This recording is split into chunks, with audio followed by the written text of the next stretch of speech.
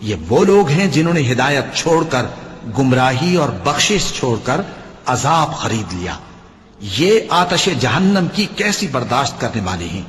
یہ اس لیے کہ اللہ نے کتاب سچائی کے ساتھ نازل فرمائی، اور جن لوگوں نے اس کتاب میں اختلاف کیا وہ ضد میں آ کر نیکی سے دور ہو گئے ہیں. نیکی یہی نہیں کہ تم مشرق و مغرب کو قبلہ سمجھ کر ان کی طرف منہ کر لو،